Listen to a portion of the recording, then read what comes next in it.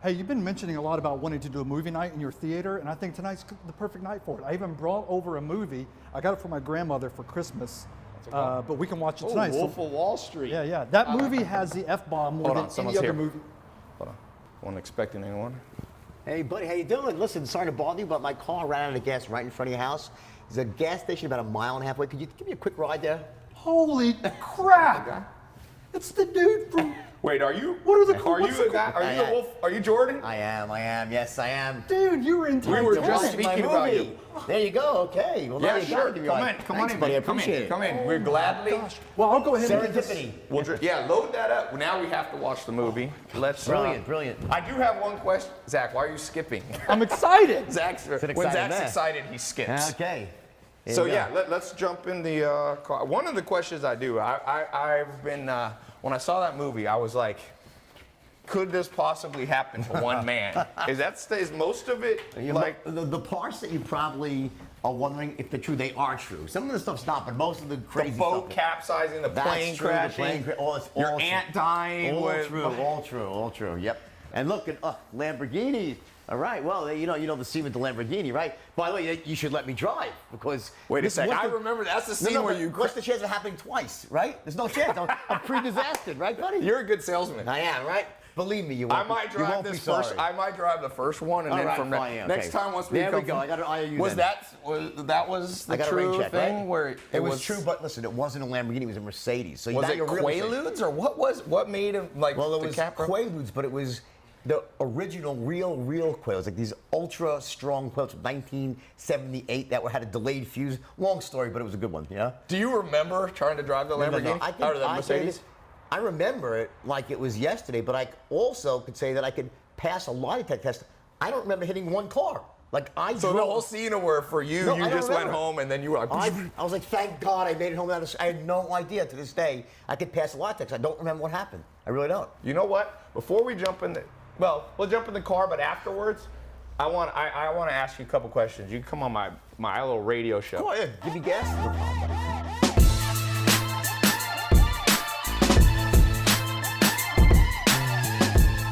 So in the movie, question for you. Did you help in terms of, were you on the set? Just at the end, because listen, the movie, watching a movie film is kind of boring. Actually, it's very slow. Right. It's like it's watching paint dry. So, but at the end, I was there, and but I worked really, really closely with Leo on the script and on the really the dialogue. Because you wrote the book. Yeah. Well, I wrote the book. Terry Winter, a great writer, wrote the script, and I went and kind of rewrote the actual boardroom scenes with all the stock stuff. But Terry was amazing. Great job he did.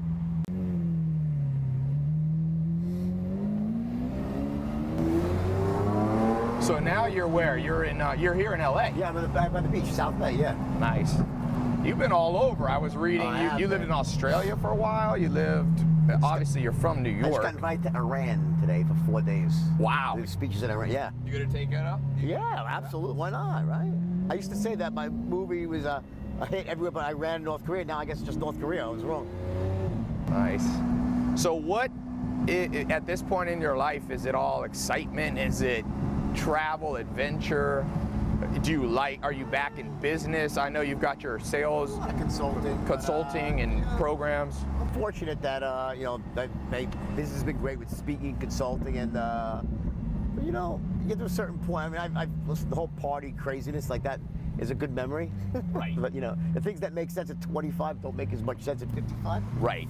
But so I look back at those days, and say, yeah, okay, I did it, But now I'm married, I got a great woman in my life, so very happy, But I'm always working on something. I always have a project I'm working on. I can't just sit still for more than a couple of days. I go nuts, right? This is it. This is good. Yeah, this car is pretty fun.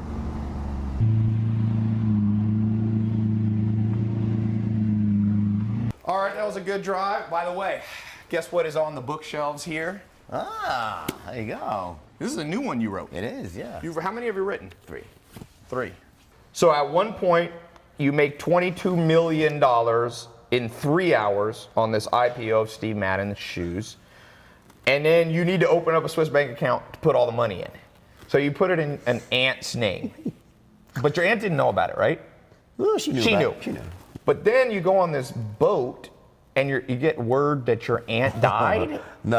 I got the timeline on? No, that's the movie. I mean, that's that's the movie. Okay. Now, all of those things happened, but didn't happen in that order. And the real Did version. the yacht capsize? Yes, the real version is much better. So in the movie, I'm on the yacht and I get news that my aunt died, and I have to go back. They have to leave, right? And I end up getting into the storm. That's not what happened. What happened was I had my yacht in Rome for vacation. I wanted to go to Sardinia, and I was addicted to Quaaludes in a big way, right?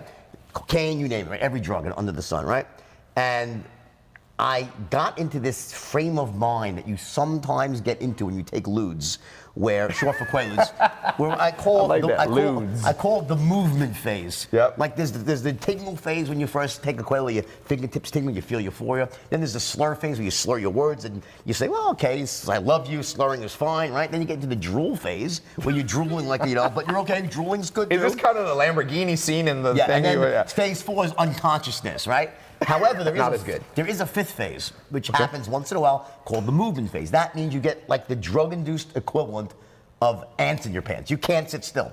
It just so happened that as I was heading down the hill to Porto Vallarta, where the yacht was, I found myself in the movement phase, and there were white caps in the harbor. And when we got to the boat, the captain says, we can't make the crossing because there's a storm. And I said, I have to cross or I will die. Because I could not sit still.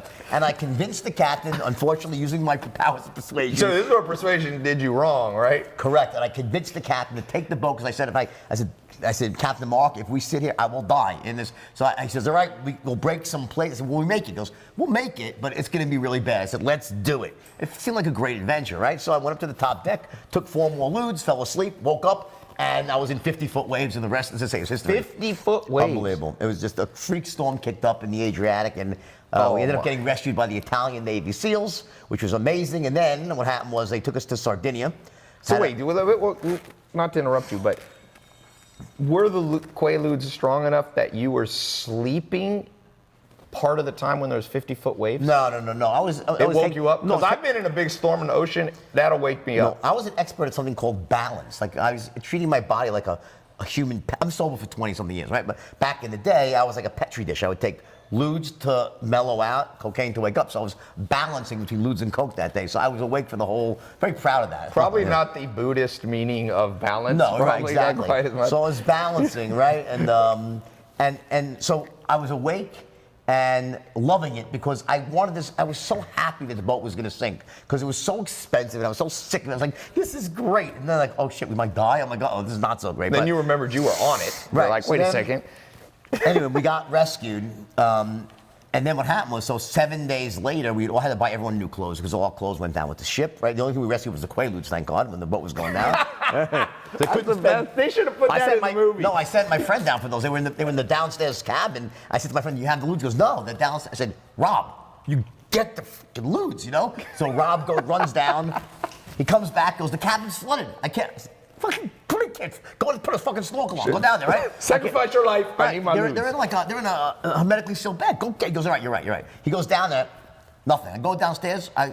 He sees me standing at the top of the stairs with his pants down, his ankles, pissing on the carpet. I'm like, Rob, what are you doing? He goes, I always wanted to do something like this. I'm like, Rob, just go get the ludes, right? He goes downstairs. He comes back up. A minute later, I couldn't do it. I got shocked. The water's electrified. Oh. I looked at him. I said, soldier.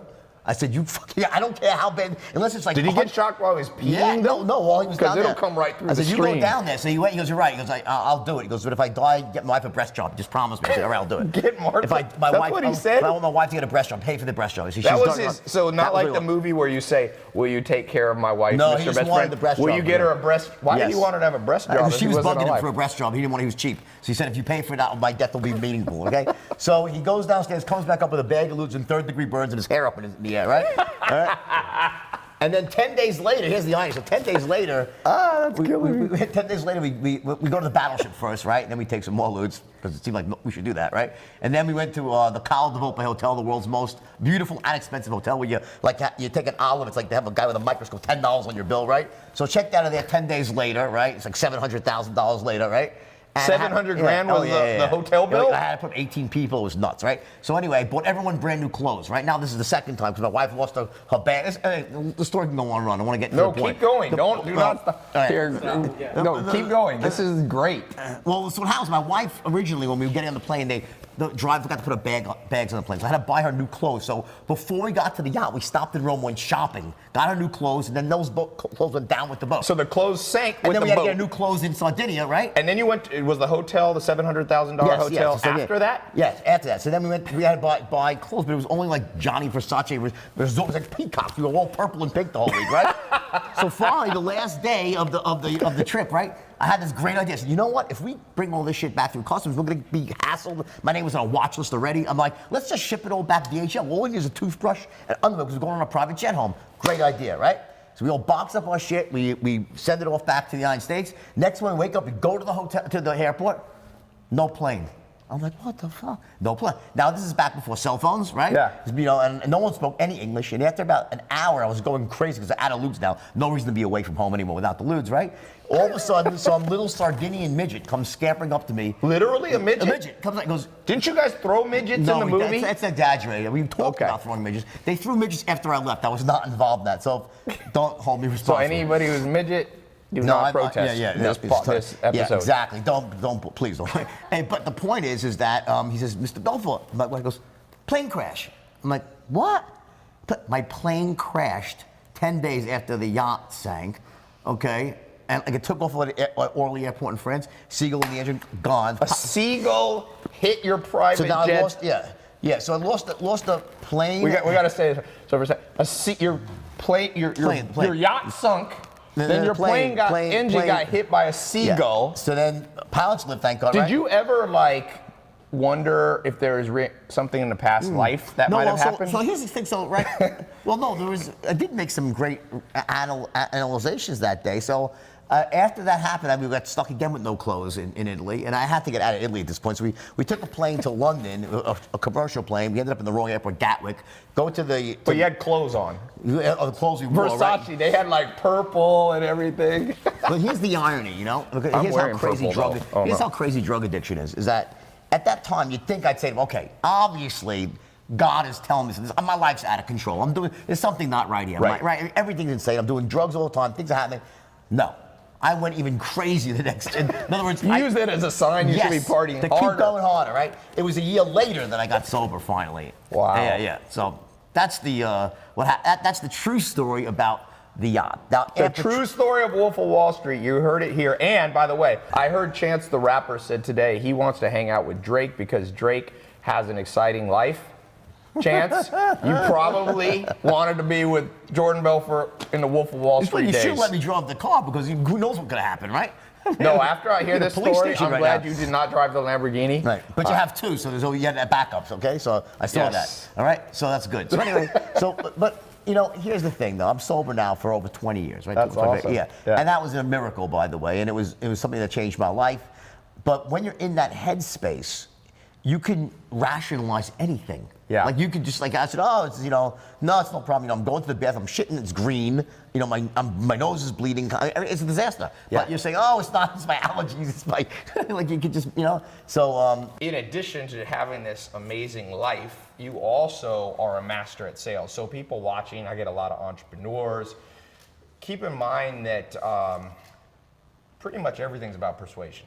At the end of the day, you're always selling yourself, but I think that there's so many people out there that have great ideas, great concepts in their mind, but if you don't know how to verbalize that or express it to someone else, it gets locked inside of you. You can't express that value, that greatness, and you end up dying with your music on your lips. It's a really frustrating thing to go through life that way. So now this is something pretty rare. I rarely do interviews with a ton of notes, but I found your book and story so interesting that I was like, I'm gonna do extra detail. So. You did homework, basically. I did homework, but I read the book. I try to read a book a day, and this was my book of the day. Okay. So, you're a best-selling author, as people know. The book, the movie was adapted from your book. Mm-hmm. Leonardo DiCaprio plays you. It was nominated for an Academy Award for Best Picture. It's an amazing story. It also has the most uses of the F word in any movie, 569. Is that right? It's either 509 or 560. What's- Over 500 plus. Was that because you are from New York and people in New York just swear a lot? Combination of New York and Wall Street together is a deadly combination. It's like the most common word is the F-bomb, except for the word the. So it's, neck and neck. If you would have had a sailor story, that would have been, you could have combined Wall Street, New York, and sailors. So for those people, I think almost everybody's seen this movie, but you worked at first for this L.F. Rothschild, working for a guy, Mark Hanna. And you got into the whole sex, drugs, and rock and roll world of Wall Street. Why'd you leave? Well, you see, the movie is a bit inaccurate in that sense that when I was at L.F. Rothschild, I was a trainee, right? Okay. And in the movie, it depicts me, being this sort of bright-eyed, bushy-tailed, ethical guy saying, "Can't we make our clients money too?" The Right. first day, and then the next scene, I'm at a strip club snorting coke, right? That's not quite how That it sounds like happened. Zach. Yeah, right. Where are you, Zach? That de-evolution of the human spirit took about probably 2.5, 3 years. So at the time, I was, a young, idealistic kid. I wanted to make a lot of money. I was married to my first wife. She was a great lady. But then my first day as an actual stockbroker was October 19th, 1987. The day of- wow. Yep, the market crashed. Black Monday. Black Monday. And I watched in shock and awe as the market went down 509 points in a single day. And Rothschild. Were people committing suicide back then? Any brokers jumping off? Yeah, one or two jumped out. They probably would have jumped anyway. But the point is If that they were just in a it's always a jumping jumper mood. here and there around the world, right? But the point is that Wall Street basically shut down for a time. And if you're probably a bit younger than me. I think you're definitely younger than me. It was perceived back then that this would be the beginning of the next Great Depression. That it wouldn't just stop there. It would cascade into the whole economy, and it didn't. So. But imagine back how scared and it was just Yeah. the fear was incredible that day. So baptism by fire, they call it. Basically, yeah. So then you go and you ended up at this firm. It was Oak, what was it? Oak Well, Stratton or something? Oakton No, Stratton? well, I went to a firm called the Investor Center, which is a penny stock firm, right? Okay. And that was where I, it was really the first time I ever sold stock, and I became the top broker the first day. I just broke all the records. Really? And then- In the first day you My broke first all the day- records? First day, yeah. So do you think you're a born salesman? Well, yeah, for sure I am. And there are people out there who are, born closers, born salesmen, far and few between. There are some. When that really means, though, what does it mean to be a born salesman? What it means is that you're actually running a strategy automatically Yes. inside. You're doing it. You're still following a script, but it comes natural. automatically. So, but you don't realize it, but you are following a certain protocol that gets you to the same outcome every time. So that's really what a born closer is. So, for those people watching that are entrepreneurs, want to learn sales, what did you do in that first day that you basically became a top salesman? Like, we're going to talk more about your whole sales straight line formula, but first day you didn't have time to implement a whole script. What do you do that most people don't do? Is it your tonality? That's one of the things, body language, tonality, taking people through features, not just features, but benefits. Like, what do you Right. think you did that first day? Well, in fact, one of the interesting things you said, you didn't have time to put together a script. In fact, I did. Oh, you did? Oh, yeah. On day one? I took 3 hours to write one. See, I would never, this is something interesting thing happened many years later, this is relevant, is that when I was tested by some psychologists about my ability to close, they put me through a whole battery of these weird tests, and one of them was a mock sale where I had to close someone in an investment type of situation that was being filmed. Was it like sell me this pen Well, no, kind no, of thing? it was they handed me some information on the dairy industry, and I had to then convince someone to open up an account at a firm to manage the money for the dairy industry, right? Okay. So they handed me about 10, 12 pages of information, right? And they said, take as much time as you want and, to study this, and let's see you close this guy, right? So I start reading it, I'm reading, right? I start writing down my thoughts.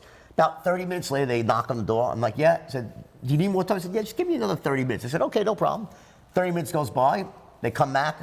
I said, just give me another 20 minutes. They said, no problem. Take 20 more minutes. I said, give me 15 more minutes, right? Anyway, after about 2 hours, I said, I'm ready. And I had wrote myself a really, really, not an exact script, but pretty close to a really killer script with sort of, how I would actually engineer the sale from start You were to selling finish. penny stocks. No, at no, the this beginning. is I'm talking now is recent, many years later. recent, okay. But I want to tell you this because it's relevant. Now, This is this is like, I think 2010 that this happened, Okay. right? With psychologists being filmed. Oh, okay, this is the and later they called in test, some yep. guy who was an actor, and he was supposed to be the CEO of a dairy company, and I was supposed to close him.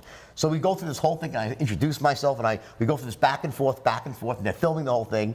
And after about 15 minutes, the guy he's like, okay, fine, I'll open up an account, and he starts laughing his ass off.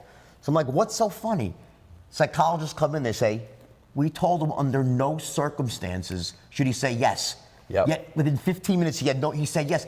I don't get it. I said, well, when I got the guy into a situation, did it make sense to say no? They said, well, here's the weird thing. We've tested 100 other people in sales, and no one ever spent more than 5 minutes reading the material. Huh. You spent 2 So hours. preparation, it's some simple fundamentals. Strategic, well, part of the straight line is about strategic preparation, meaning that listen, my overriding concept is every sale is the same, right? Yes. And that would seem to be counterintuitive. Yes. Because everyone has different needs, different belief systems, right? Different Yes. outcomes. But the truth is that every sale is the same. Yes. And I'll explain that a little bit later on in the interview. But it starts with your ability to essentially make an airtight case to someone. Yes. On both a logical and an emotional level, right? Yeah. About, essentially why you're right to want them to do whatever you want them to do. Why does it make sense, right? Yes. And it's got to be an airtight case, and then you have to be able to also accomplish other things as well. So there's 2 ways to go about that. One is to wing it, which Yes. you might be able to do if you're really, really great, or you can write it down, plan it out. I mean, the second one is where you really start to bring your averages up tremendously. So I'm a big believer in strategic preparation. Yeah. So one of the things, I'm going to skip around. Sure. You brought this up. One of the things that you brought up, you bring up in the book. Where did I put the book? For those of you watching, popping in live, this is his new book, Way of the Wolf. So you say basically there's the 3 10s. People need to be a 10 in 3 areas: on your product, Right. on trusting you, and on trusting the company as a whole. And you talk about how most salespeople don't understand. You got to bring people to a 10 certainty that it's the best product for Right, them, that right. it's the Yeah. best company, and you're the best person to sell it. Well, again, imagine a continuum of certainty, like a 1 on this side, Yeah. a 10 on this side, right? And 10 means absolute certainty, the best products in sliced bread. A 1 means they think it's the biggest piece of crap ever, right? Yeah. So obviously, you want your prospect to be at a 10 or as close to a 10 as possible when you ask for the order, right? Yeah. So most salesmen, even rookies, will intuitively know that. They'll say that makes sense, right? But what they don't realize, it's not enough. Yeah. You also have to get them trusting and connecting with you at You that as a same person, yeah. high level of certainty, right? Yep. As close to a 10 as possible, right? Versus a 1 being they think that you're a thief. So Nope. so sometimes they think it's a good product, but they don't like you, so they don't buy. People don't buy who they don't like or trust or Yeah. connect with, right? And the third element is the company that stands behind the product. Yes. So those 3 elements have to line up in every sale, no matter what you're selling. It doesn't matter. Tangible products. You were selling dairy. Information, ideas, So if you were concepts, going to right? sell a pen, where's a pen? I meant to bring a fancy pen.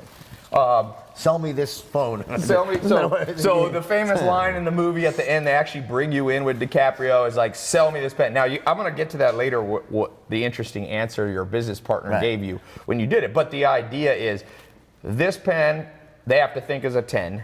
They have to like you as a sales guy, and in this case, they need to think BIC, the company, is a great company. That's your ideal kind of framework. Yeah. Basically, it is. But again, this particular exercise is really not about so much the 3 10s. It's really about what does a salesperson do when you say sell this, right? Well, the rookie salesman will say, this is the greatest pen in the world, this pen. They'll start trying to do some version of the 3 10s. Like, Yes. This is the best pen in the world. It writes upside down, never runs out of ink, best value, blah, blah, blah. So, talking a mile a minute, right? But the fact is that the only logical thing you could really say to someone before you sell them a pen is, first of all, are you in the market for a pen? Yes, qualify. What type of pens have you used in Yeah. the pen? You have to start asking questions. And this is the big Yes. mistake that salespeople make. Because by gathering intelligence in the beginning, Yes. it allows you to identify their needs, their value systems, any pain they might be feeling about, a lack of not having something, right? And just as important is that it's through asking questions Yep. and using certain tonalities, and you mentioned tonality and body language, and just as important, or even more important, how will you listen to the answers? Yeah. Do you listen like a robot without making a sound or moving a muscle? Or when someone answers you, do you say, yup, yup, Right. Now that essentially active listening, this is how we really get into a tight rapport when it comes to sales. Yeah. So by asking these smart questions, and again, strategic preparation, you want to plan that out before, and I want to write down what are the questions I need to ask here, right? Yep. What's the best order to ask them in? Because there's certain rules for that, right? And what tonalities do I want to use when I ask those questions? I could say, so what's your biggest problem right now? And they'll be okay, well, what's your biggest problem? And you'll hate me. Right. So there's a tonality. Yeah, you talk about that later in the book. You talk about Bill, the charisma comes from a tonality that says, 1, I care about you. 2, I understand you. Rapport, And 3, I feel your pain. Yeah, exactly. You're talking about how Bill Clinton was great at that. People felt like, oh man, this guy gets me. I read, tell me what you think of this. I read a story about research on dating. So they put basically hidden cameras on people going on first-time Tinder dates or whatever. Scary proposition. Scary proposition. But what they found was, as you would kind of expect, guys who ask dumb questions, don't pay attention to the answers, just kind of like so how many kids do you want to have? Like that, they fail. And also guys who don't have the right rhythm, right? Which you're calling rapport, sure. like who either talk too much or don't talk at all. Well, look at it this way. You know, there are certain commonalities to all human beings, right? When it comes to rapport, getting into rapport, both in a business setting and in a personal setting, but it really boils down to 2 things. Number 1, that you care. Yes. That in business, you're not just there to make a sale to earn a commission. You actually care about the person and you want to get the outcome they're looking for. That's number 1. And number 2 is that I'm just like you. And not like everything you like, I like. That's disingenuous bullshit, right? Yeah. Like, you know, you see a fish in the well, oh my God, you like the fish island. You start bullshitting it up. Yeah. That's like not, Michael Scott in The Office. That's ridiculous, like right? I'm talking about something very different. I'm talking about that you speak at the same general pace they do. Yep. That when they answer a question like, yup, got, oh, ooh, the interest that you see, yup, I get it, we're on the same page. Yeah. And it's almost below the surface, because here's the thing. Imagine, you know, you just meet a salesman, you're a prospect, right? And the salesman looks at you and says, you know, I really care about you. And you'll say, what the bullshit you care? You want to make it, the word, see, in the beginning, there's no words you can say to say, I care about you. Over time, of course, you give great service, you have a relationship. Yes, you can tell someone I care, and I've proved that. But in an initial contact, that's so disingenuous. So how do you get that across? Through tonality and body language. That's how you do it. Yep. So you know? Why do you think, what is it about us humans that for the most part, sadly, we only learn through massive pain? Well, this is a truism for sure, because I think, you know, when it comes to values, right, value changing, I've done a lot of studying of that, you know, various types of psychology, NLP and stuff, and one of the things that they say is that, you know, there's either really 1 of 2 ways that someone really changes their values. One of them is through massive work and introspection through years of therapy, right? That's one way. The other way is with a painful event. Yeah. Something that happens to you and causes you to essentially reorder all the meanings that you've had from past experiences, how you apply meanings, and in that moment, you can make these dramatic shifts. That did happen to me. It happened to me when I went to jail and when I wrote my first book. You know, I had this moment where it just sort of, you know, I was able to really, really sort of become the person I was before it all happened. Like the kid that my parents had sent out into the world, I was a good kid. I was a great student, never got in trouble. When I went down to Wall Street, I was idealistic. I didn't want to. So do you think it was the environment? You're idealistic, you get dropped in Wall Street, there's money flowing around, there's sex, drugs, rock and roll. It's just, because I do believe, one of my mentors, Joel Salatin, told me that the system trumps individual self-control. So the problem with that is that makes me a victim, but I don't believe in being a victim. No, not a victim, because you could have left New York. Well, here's the thing. So there's no doubt that the environment can be toxic to certain people, right? But to many people, it's not toxic. So obviously, I think with myself, at least, there were some things inside of me despite my parents being good parents and despite me not getting in trouble before, I had certain insecurities. I think we all enter adulthood with certain insecurities. Right. And, sort of not feeling that we're as great as like other people might think we are. So here's what happens. When, we see it in Hollywood a lot and in the music industry where you have these young stars, they go like when Britney Spears went bananas for a while. Now she's normal again. Great, right? So, what happens is that, when you're growing up and when you're in your early 20s and you don't have everything you want, you say, you know what, I don't have everything I want because I'm not successful yet. My life isn't the way I think it should be. So I understand that there's still pain and you can justify it. It makes sense. Yeah. But then what happens is when you all of a sudden become filthy rich and famous and successful, you still have all the pains and insecurities. Yes. So it exaggerates what was but deep now in. you're like, oh my God, wait a second.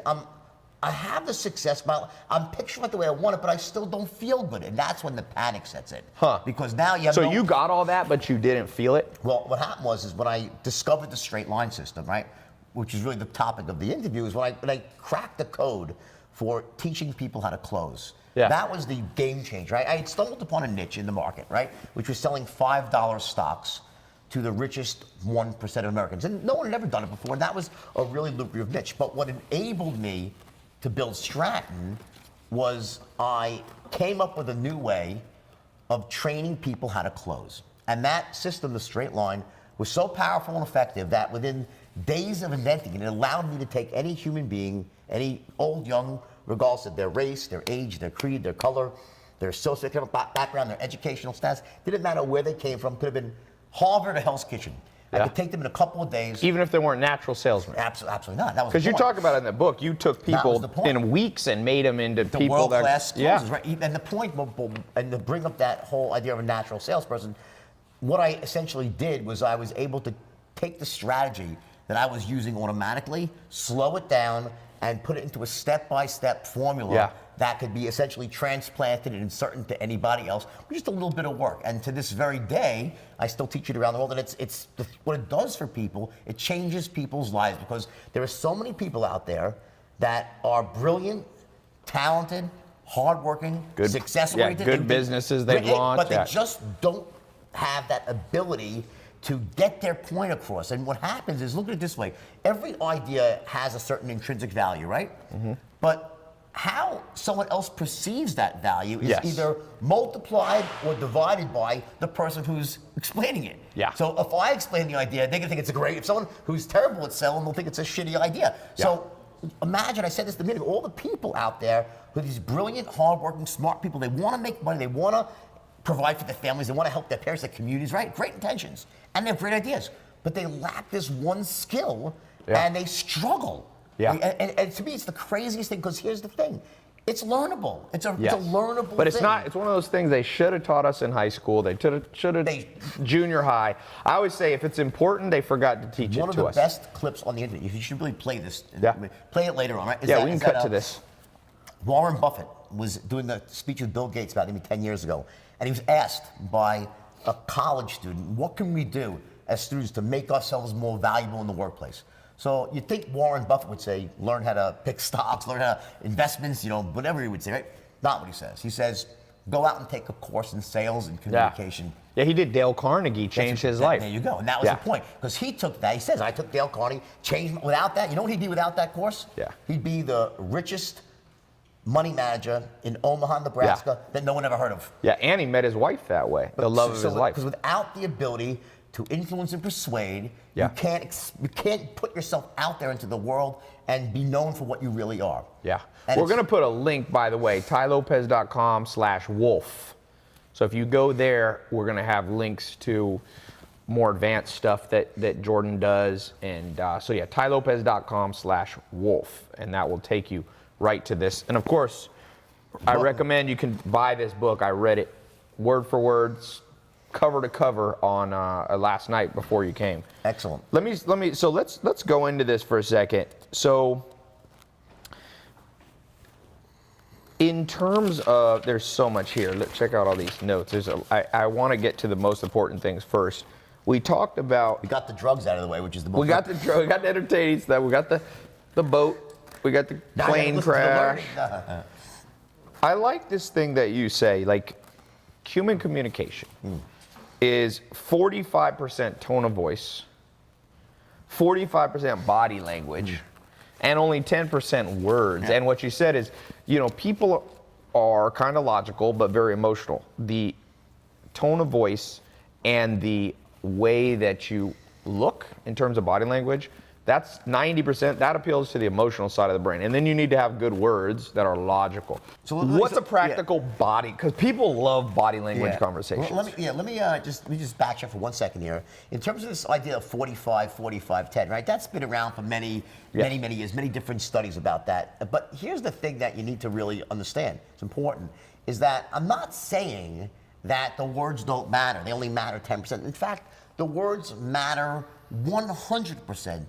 When you're speaking. Yes. But the thing is, you're communicating often without speaking. Yes. That's the point. So it's not like words don't really matter. The words matter. Because, you know, you say the wrong words, then you're perceived as an asshole, it's done, right? Yeah. So the idea that body language is so powerful, what happens is body language has a way of essentially slipping through the radar of the conscious mind and going right to the unconscious mind and creating a gut reaction. Yeah. That, you know, something just must be there. It must be good. That person must be an expert. I want to speak to that person. Or it might be bad. Or the opposite. Or I don't trust. You were talking about keeping your simple one, keeping too closed. Right.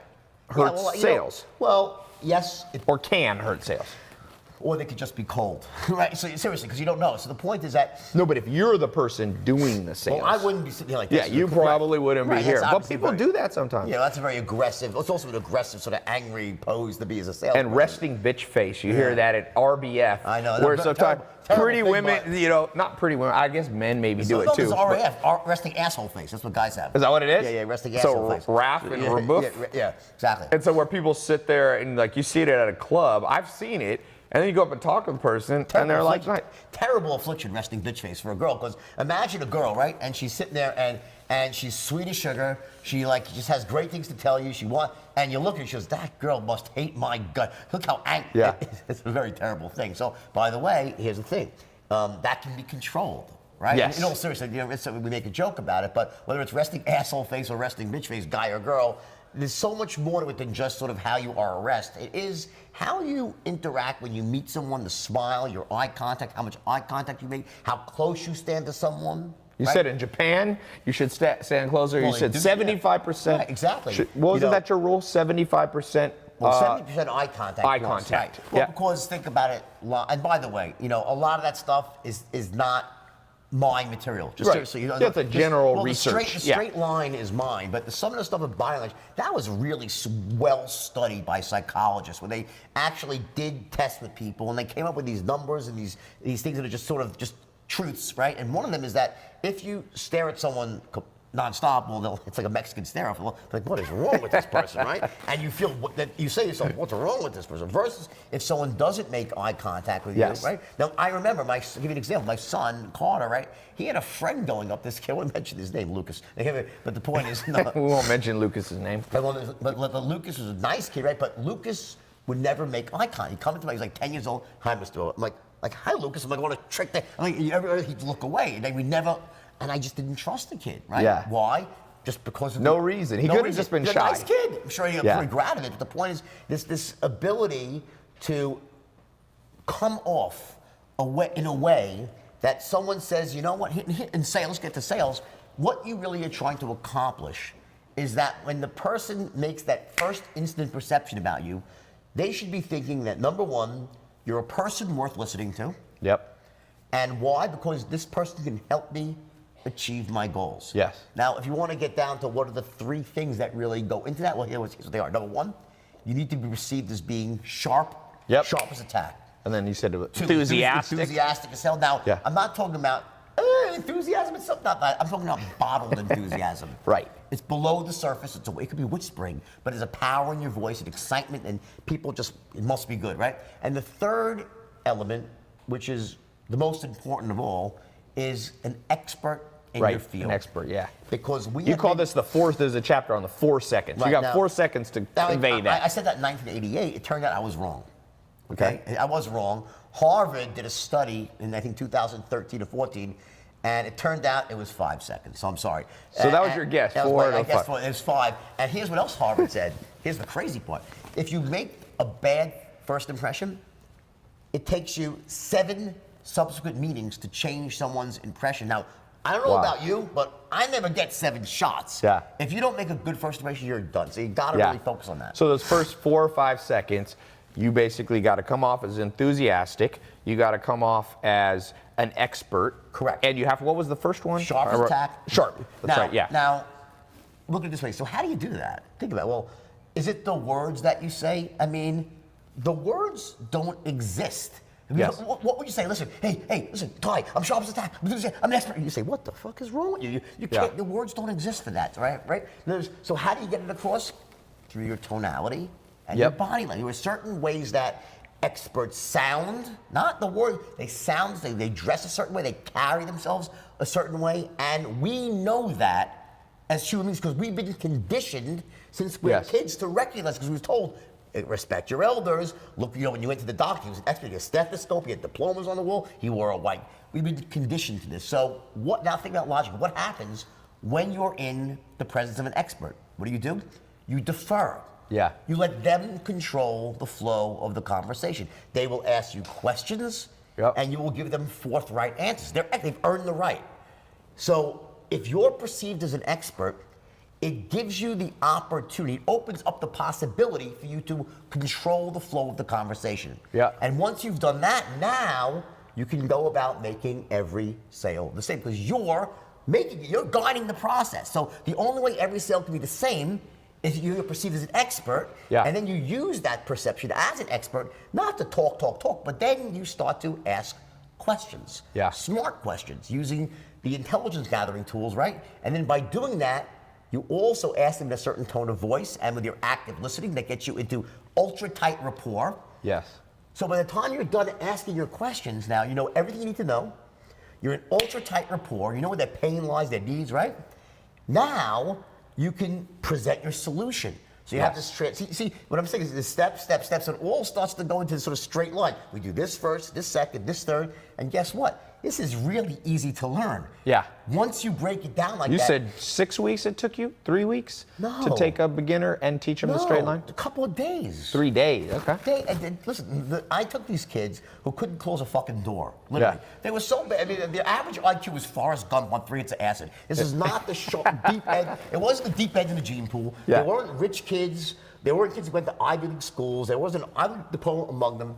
These were kids, the lower middle class kids from New York and Long Island. They were kids that weren't told by their parents they were capable of greatness. Yeah. And any greatness they naturally had in them had been basically beaten down, conditioned out of them since they were born. First by their parents, then by their teachers, by their own friends, by their experiences from not feeling special, not acting special.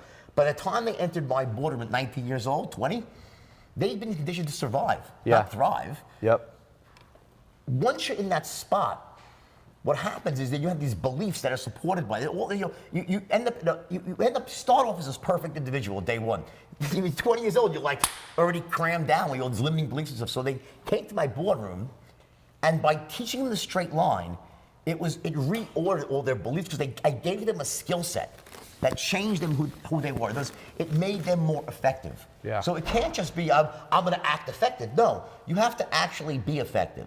So the beauty of the straight line system is that it's a skill set. It does change how you can communicate. It makes you a very powerful communicator and allows you to get the result that you want. So when you start getting the results you want, what happens? It starts to reinforce better. You become more confident. Yes, and then that feeds on itself. Where does confidence fit in? You talk about being sharp and enthusiastic and perceived as an expert. Is confidence kind of part of, would you consider that part of the enthusiasm and the sharp? No. Confidence is entirely different thing. So confidence there's 2 phases of confidence, right? It starts off with acting as if. No one starts off confident. Yep. I don't care who you are, okay? The first day when you trust me, you're not gonna be confident, you're not gonna be an expert really, right? But you need to act as if. I would tell my guys, my kids back then, act as if you're a wealthy man, rich already, Yeah. and you'll become rich. Yep. Act as if you have the answers and the answers will come to you. Act as if you have confidence and people will have confidence in you. I said, act as if. Now, Do you think people can become delusional that well, way? here's the point. Now, Yeah. that that can be, and you see it as delusion. Right. When someone doesn't do the work to become the expert. Right. So there has to be coupled with the fact that I'm actually working and I'm on the hyper fast track to become an expert, to learn special skills, and then you're actually walking your talk. Yeah. And then it works. So you have to act as if until it becomes the truth, and then you're just acting as things really are. But you have to always act that way. So you think, so basically, some people don't do the first part, which is get that initial catalyst, that initial boost to say, you know what, I'm not rich yet, but I'm gonna dress like I'm rich, I'm gonna talk like I'm rich, I'm gonna get up and work like I'm rich. Here's an honest question, right? You're an online, personality, right? You have a huge business, huge following. Let me ask you this. Truthfully, let's say that I stripped every dollar you had and changed your face, no one knew your name, and you were to start right now. Could you build it all back up again? I think so. Of course you could. You know why you could? Because you're still you. You have the skill sets, the talent, okay? So when you take away everything from somebody, they're still that same person. Yes. Now, that's why when a rich person takes a tumble, they'll typically come back, right? Yeah. Unless they hit the lottery, right? Yeah. Or they were a member of the Lucky Sperm Club, right? Maybe they just inherited it from their parents, right? But for the people that work their way up and made their money, they'll earn it back. When you have special skills, right? That is what, and you have the vision for the future, you want to take action, right? That's what it takes. It's about special skills. People don't realize how much of success is not an accident. It's about people that have these extraordinary skills and they take action. Yeah. So I'm a big believer in learning skills. Like you read my first book, right? Yes. Well, when I first tried to write, I was a terrible writer. I taught myself to write by... Wolf of Wall Street was your first book? Yes. I never wrote before. When I first tried to write, I was a terrible writer. How many copies have sold? Millions of copies, right? Wow. So how did I write Wolf of Wall Street myself without a ghostwriter? I picked up a book called Bonfire of the Vanities and started reading it. Tom Wolfe, I'm sure you've read it, right? Yeah. And as soon as I started reading it, I'm like, oh my God, this guy's the best writer in the world. I want to write like that. And I used his book like a textbook. I took out my highlighter and I broke down his strategy for writing and I practiced before I wrote the book. I said, let me first teach myself the skill to write like Tom Wolfe. And that's what I did. I spent about 6 or 7 months with 18 hours a day studying. Really? Oh yeah, yes, to the point I could recite the whole book verbatim. Okay, seriously. So the point is that I learned how to introduce characters. It's almost like it was a mentor. The book was your mentor. And my model. Yeah. And then I wrapped it up with Hunter S. Thompson because I figured it made sense because of the drug use, right? So but I used those. And then when I was reviewing the New York Times, they said the book sounds like Hunter S. Thompson and Tom Wolfe. So it was amazing, right? That I accomplished my mission and turned myself into a writer. But here's my point. So you basically reverse engineer. You see, I interviewed Kobe Bryant, did a little interview, and he said you got to go to where great people who have created greatness before and reverse engineer it. Look at it this way. Look at it. I couldn't have done it without that skill. Yeah. If you want to go out there and succeed in the online world, you need to have certain knowledge and skills. One of them is going to be the power of persuasion and influence. It's a uniform skill in everything that you do. Whether you're a Bill Gates who convinced IBM to give you the rights to supply before you even own it and convince someone else to sell it, right? Yes. Whether you're a Steve Jobs, goes without saying, right? It's this ability could be just to sell your vision for the future. Yeah. To sell people, employees to come work for you, to sell venture capitalists on giving you money, to sell your friend's dad, a regular entrepreneur, to get someone to invest in you. That's persuasion. Yeah. It's a linchpin skill to success, and that's why Warren Buffett said, if you want to succeed, you better learn how to persuade and communicate. 80% of billionaires is a good book. Just did research on billionaires, and it basically said 80% of billionaires, before they got to their final company, they were learning sales first. They were Ray Kroc started McDonald's. He was a traveling milkshake salesman. Great movie. You see the movie? Yeah, they do. That's a great movie. Michael Keaton. It just goes, and the commonalities there was great salesperson, vision for the future. Yep. And the ability to move through the setbacks. In other words, to not take no, to not get demoralized when things don't go your way. And here's one of the important things about that is that what creates that resilience, so to speak, in people is an entrepreneurial quality. You need to have resilience, right? Well, a lot of it has to do with a fundamental belief that I myself am capable of achieving success. If I believe in myself, I become resilient. I said, I know I can do it. What happens with most people is when they really get honest with their heart of hearts, they say, I don't really think I got what it takes to be successful. I don't Yeah. really feel like I'm that sort of. I can't see myself being rich, and because of that, Yeah, that is for sure the number. Well, the average person watching is like, I get it, but I don't think I can do it. What's your answer to them? My answer is that, you know why? You know what? Study the straight line system, okay? Become an expert closer and watch how it changes. Because here's what happens. When all these kids that work for me, the reason they all became rich, filthy rich, right? Was because once you learn how to communicate, the power of persuasion, it changes who you are. It fundamentally reorders you. Say, you know what? I can mountains. I'm not the guy who failed before. I'm not the girl who was you know, sort of wanted to play a backseat, not put myself out there. I feel comfortable putting myself in that. It changes everything. Yeah. And without the skill, what happens? People end up living a smaller life. Yes. And they don't ever get to that level where they're really firing on all cylinders and getting to enjoy the beauty of what life can be. What percentage of potential do you think most people live up to? That aren't trained, that don't build skills, that go through the conventional school system, that have a job that they don't really like. Like what? Probably 3%, 2% of people live up to their potential. And those, or less. the other 90, let's say 95%, they're here. How much, if you were able to train them and they were to be able to get the right mentors, how high do you think this thing could go? 20x, 30x, 5x? Now remember this, how you define success is very different for every person. You know, Mother Teresa was probably one of the most successful people in the world and had no money. So let's talk about success in terms of money. This is a business segment, right? We're in business. So in that sense, assuming you have all your intellectual faculties, right? It would be impossible for someone who's really committed to becoming wealthy and was willing to do the work, to learn the skills. It's almost impossible not to succeed. How big is a question. How long it takes, another question, because some of it's luck, meaning it might happen in 6 months or it might take 3 or 4 years. When I got out of jail, everyone was saying, oh, you're gonna be rich again. And I was like, yes, that's true, but it might take me 5 years. Yeah. Because I'm not cutting any corners this time. I'm not gonna sacrifice my ethics. Yeah. I'm gonna do it right. I'm gonna do it every step by step. How did that feel? You step out of jail, you had seen it all. You had yachts, you had private jets. You didn't even care if your yacht, you had so much money, you didn't care if the yacht went down. How does it feel because a lot of people watching, you have to start over. So you walk out of jail. What's the feeling emotionally? Are you a little scared, completely confident? What's the state of mind? I think that, the idea of fear, to say that when I met my wife, who's now the love of my life and the best thing that ever happened, seriously, she, changed my life in so many ways. She's here today. She's here also. She's awesome. And I'm not just saying that because she's here, it's the truth. And one of the things she said to me when she first met me, she was like, can't believe you're like fearless. And I said, no, I'm scared shit. I'm just not letting it stop me. So there's a big difference. So I think smart people are scared. So you had some fear. Okay, everyone has fear. Yeah. Okay, that's what courage is all about. Moving past. Without fear, there's no courage. Okay. Yeah. In other words, of course I was scared. Of course I felt terrible. What was your biggest fear?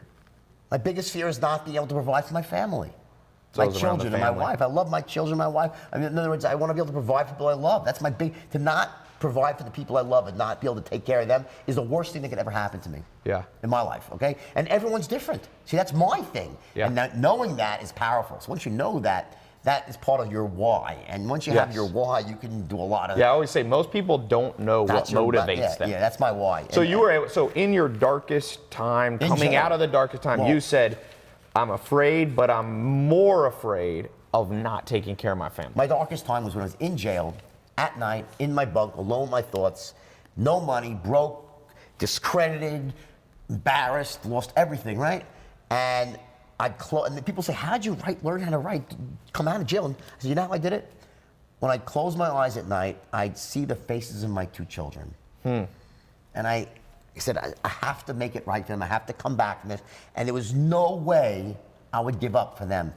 We'll always do more for someone we love unconditionally than we'll do for ourselves. And that's where you draw your power from and your self-motivation from the why. Why do I want to succeed? Why do I want to be rich? It's, why people will do insane things for religion. Because if you believe in something else, got to be not yourself. You only go so far for yourself, but you run through a wall of fire for your child or your loved one, right? Very big differences. So that was what propelled me.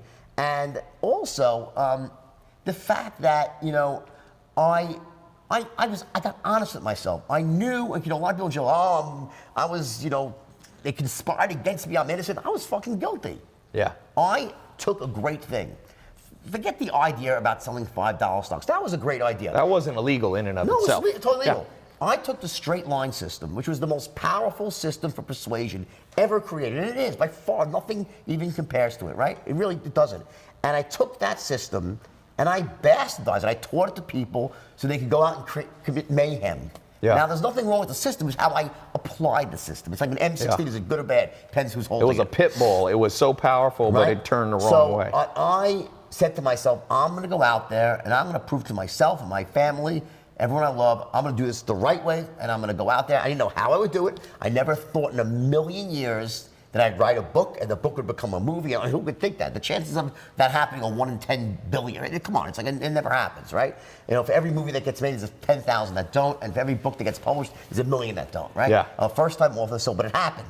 But when it happened, here's the most interesting thing of the whole story. So when I sold the book, it was a bidding war between Leo and Brad Pitt. I chose Leo because Leo's Leo, right? And he had Marty Scorsese attached as well. Terry Winter, the screenwriter, famous, amazing, brilliant screenwriter, he penned the script in 2007. And the first draft was brilliant. Usually, it takes them 4 or 5 drafts, right? His was right on the money. Scorsese read it, loved it. Warner Brothers loved it. They went down, struck a deal, 2007, right? Ready to go. My book's not even out yet. I'm like, they're gonna make a movie. This is gonna be great. I'm gonna be rich again, right? The writer's strike hits. Oh, wow. They can't finish, right? Leo and Marty go on to do Shutter Island. The Wolf gets sidetracked. It takes 7 years for it to come back around. Now, and that day I was so upset. So what did I do? Did I cry? Did I? Well, no. What I did is I took that time, my wife and I, we met right around then, and we made a decision. It was right when the GFC hit, right? Things were terrible. You couldn't make any money writing. And I said, let's go into the speaking business, build a business together. And we started a business together. We built this big business around the world, speaking and mentoring, coaching, right? Around the straight line. And by the time the movie came back around, I was wealthy. And Leo's like, what the hell happened? You were broke? I said, well, he looked at the straight line. Marty saw it and said, oh my God, we got to change the movie. The original movie ended with me in jail. They changed the third act to reflect what happened in my life. So I changed my own life story as it was happening through hard work, perseverance, and vision. And that's what I could say to anybody who's watching this. It doesn't matter where you are in life. If you're willing to put one foot in front of the other, but you gotta have the skills. Yes. It doesn't happen without the skills. Yes. Whether it's writing a book, whether anything you do, there's always gonna be a certain set of skills you need to be really high level at to get what you want, the outcome you want. One of them is always going to be persuasion. Yeah. So study the straight line. It works. It teaches anything. Yeah. So for all of you listening, watching, TaiLopez.com/wolf is going to take you where you need to go to get the straight line system. Also, as we wrap up, I just want to remind you, Way of the Wolf, Jordan Belfort, is his 3rd book. I read it. We need 8 hours to go through this. I'm actually going to we're going to record a little special module off air here on for those of you who are in some of my programs too, because I want to talk on this objections thing real fast. That's, by the way, one of the best aspects of the straight line. Yes, how to overcome, because that's, you go to sell something and people go, I'll buy it later, or I don't have enough money, or, Well, let me think about it, let me call you back, bad time of year, it's Groundhog's Day, it's Christmas, fucking, leap year, right? There's always a reason why. And the thing is that what trips up most salespeople is that they don't really understand what objections are. Right. People say, there's stalls. Okay, fair enough, right? The smoke screens. Well, for what? What is it really a stall? Here's the truth, what objections really are. Objections are smoke screens for uncertainty. Yes. When someone, remember those 3 10s? Yep. They must love the product. Yep. They must trust and connect with you, and they must trust and connect with the company. Well, guess what? When you ask for the order for the first time, let's say they don't really trust you. Yep. What do they say? Sorry, Ty, I don't trust you. That's very rude. They'll say, hey, sounds good, Ty, let me think about it. Yes. See, they don't tell it. It would be nice, it would be a great world if your prospect said, listen, Ty, I don't trust you. I'm not going to discharge. I'm like in the middle with you. Your product seems good, but I'm like a 7 on the certainty scale. And the company, I'm at a 4. So make me more certain. Right. People aren't even that logical. They're just going from the gut. They don't realize it. It's all bubbling below the surface. And they want to be. So it's a circuit breaker to say, you know what? It's a polite way. Let me just say, let me end this call now. Say, it sounds good, Ty. Let me think about it. Yeah. Now the salesman, the novice will say, oh, I better be nice now because this way I can get a call back and hopefully close them later on. When the fact is they're just not certain. So how do you handle objections? Well, first of all... Wait, I want you to hold this because we're going to record we're going to stop the live camera. All of you who want to hear this, go to tylopez.com/wolf. We're going to have the links to get the straight line system, to get the video we're going to do a little module on objections, and it will have a link to Jordan Belfort's book. So this public interview, I know you got a lot of value. But I want to give your guys people special on the straight line system. We'll give them a big discount. Yeah, we'll put a discount link on tylopez.com/wolf. But I'm gonna tell you, this is one of my favorite interviews. Me too. This was good.